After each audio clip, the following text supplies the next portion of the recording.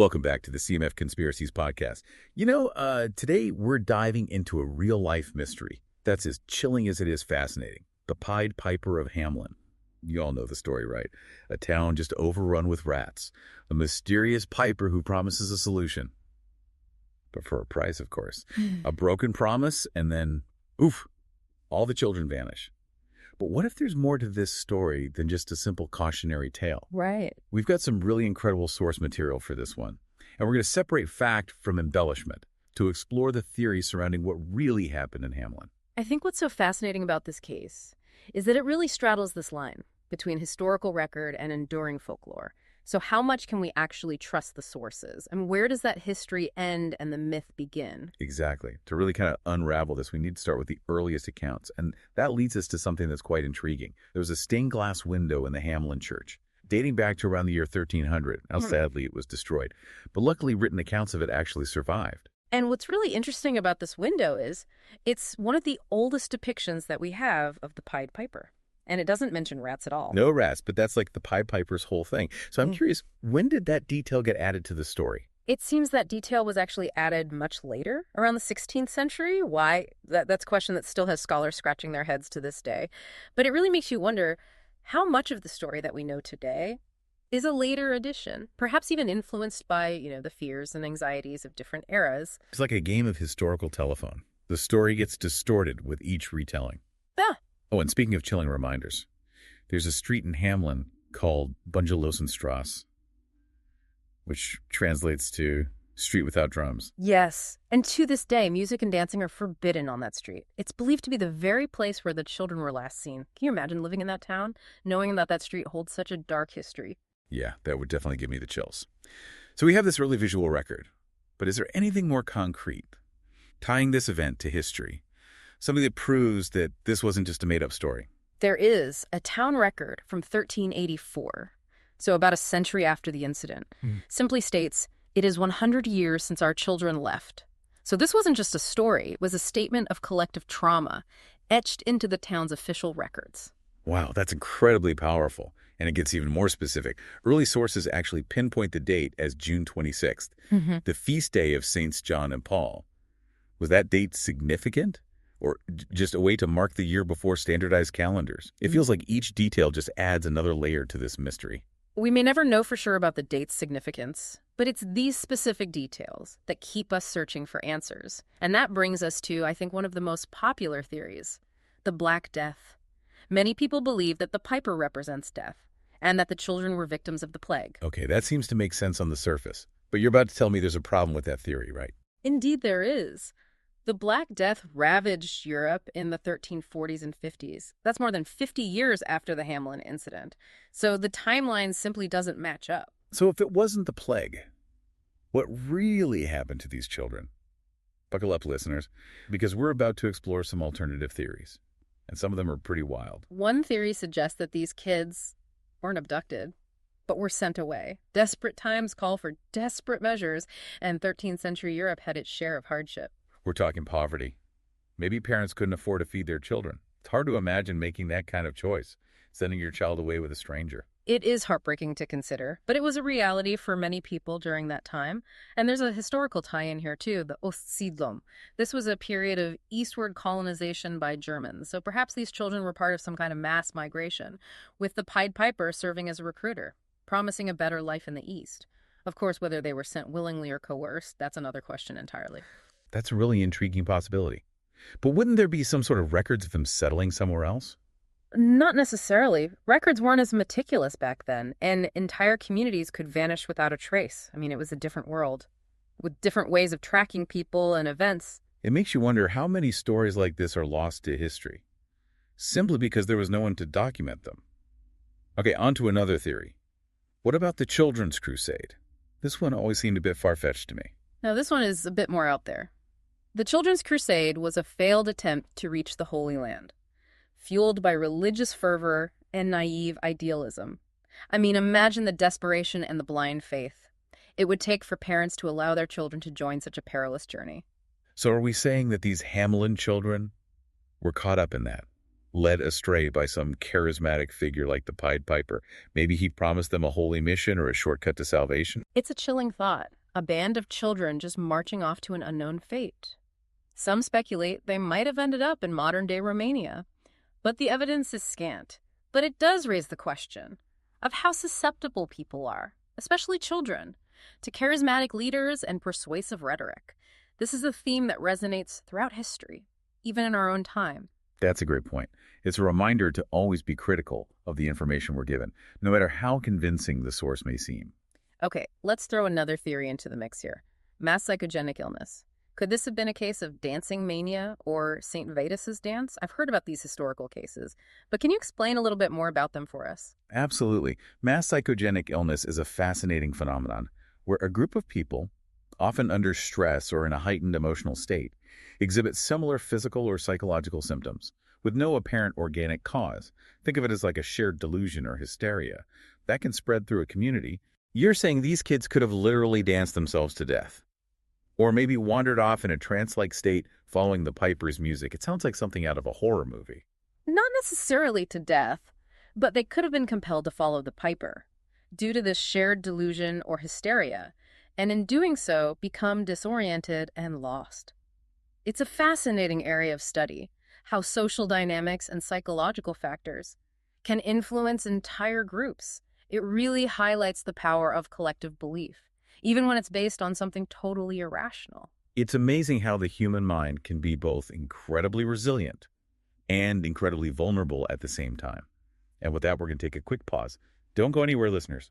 When we come back, we'll be exploring the darker possibilities surrounding the disappearance of the children of Hamelin. Stay tuned. Welcome back to the CMF Conspiracies podcast. You know, as we explore these different theories, it's important to remember that back in the 13th century, people's understanding of the world was vastly different from ours. Oh, absolutely. We're talking about a time when superstition and folklore were so deeply intertwined with everyday life. Precisely. So while some theories might seem far-fetched, from a modern perspective, they wouldn't have raised an eyebrow back then. Let's talk about the Pied Piper himself for a moment. This figure, dressed in motley, playing enchanting music. Was there anything in medieval society that really resembles this archetype? Well, there are a few interesting parallels. For instance, traveling minstrels and entertainers were common in medieval Europe. They'd wander from town to town, performing for food and lodging. So could the Pied Piper have been like a real entertainer, someone who perhaps took advantage of a desperate situation, maybe saw an opportunity to exploit the town's fear and desperation for his own gain? It's possible. Or he could have been a more sinister figure altogether. You know, folklore is filled with these tales of tricksters and supernatural beings who prey on the innocent. The Pied Piper could be seen as a cautionary tale, a warning against trusting strangers or breaking promises. That makes sense, especially considering the rats were added to the story later on. It's almost like they were added to further demonize the Piper and make the story more terrifying. That's right.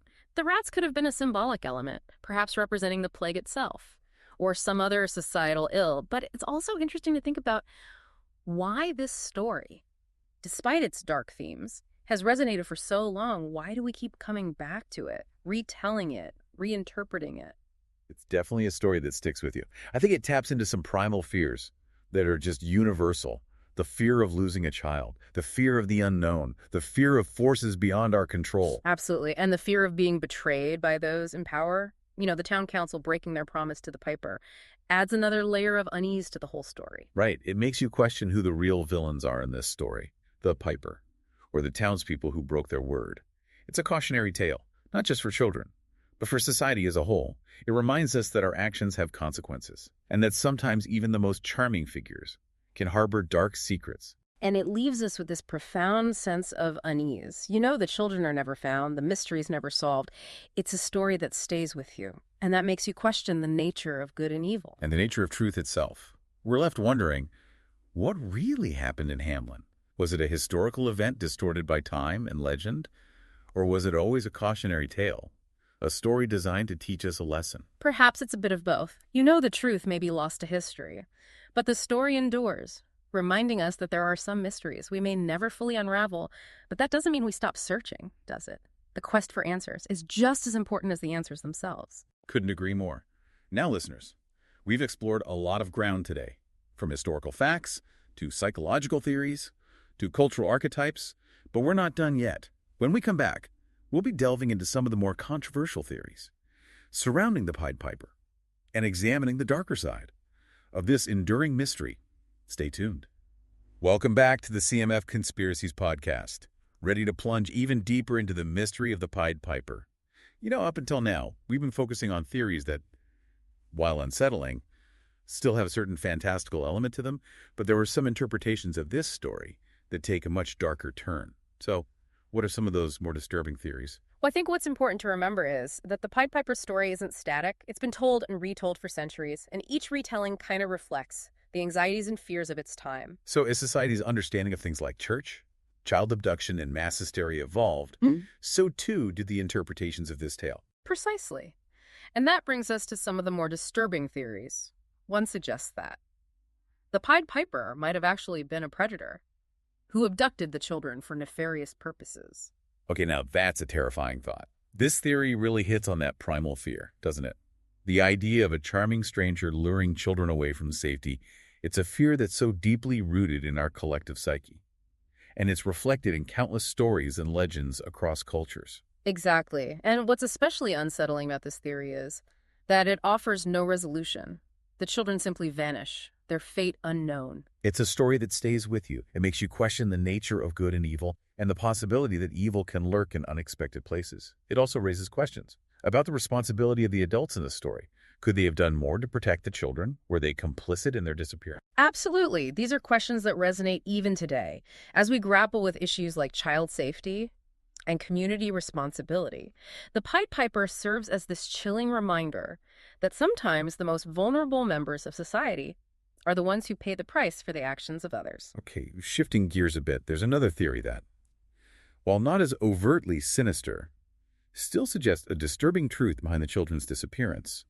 And this one has to do with Hamelin itself. Ah, yes. The theory that the Pied Piper story is actually an allegory for something that really happened in Hamelin, something so horrific that it was covered up. So we're talking about a real-life event, perhaps a natural disaster, a disease outbreak, even a mass murder that was so traumatic that it was simply erased from the official record. Exactly. And the Pied Piper story, with its fantastical elements, became a way to talk about this unspeakable event without directly acknowledging it. It's like a coded message, a way to process trauma through storytelling. That makes you wonder what other hidden stories are out there, buried beneath layers of myth and legend. This theory really gets at the heart of what we do here on the CMF Conspiracies podcast, doesn't it? We're always searching for those hidden truths, those stories that have been buried or suppressed. We're driven by this belief that there's more to the world than meets the eye, that sometimes the official narrative is just the tip of the iceberg, and the Pied Piper of Hamelin, with its layers of mystery and symbolism, is a perfect example of a story that continues to invite speculation and interpretation. It's a story that challenges us to think critically, to question assumptions, and to confront the uncomfortable truths that often lurk beneath the surface of history. Well, we've explored a lot of fascinating territory today, from the historical context of the Pied Piper story to the psychological and cultural themes it embodies. And we've seen how this seemingly simple fairy tale can raise such profound questions about human nature, societal responsibility, and the nature of truth itself. So, listeners, as you go about your day, we encourage you to keep thinking about the Pied Piper. What resonates with you most about this story? What truths do you think it reveals about ourselves and the world we live in? Thanks for joining us on this deep dive into the mystery of the Pied Piper. And remember, keep questioning, keep exploring, and never stop searching for the truth. Until next time, this is the CMF Conspiracies podcast signing off. Thank you for joining CMF Conspiracies podcast. What do you think about the topic we covered today? Comment below with your thoughts on this subject. If you have a conspiracy you wish for us to deep dive into, please send your topic to our email address or leave it in the comments. Thank you again for watching. Like and subscribe for more content like this.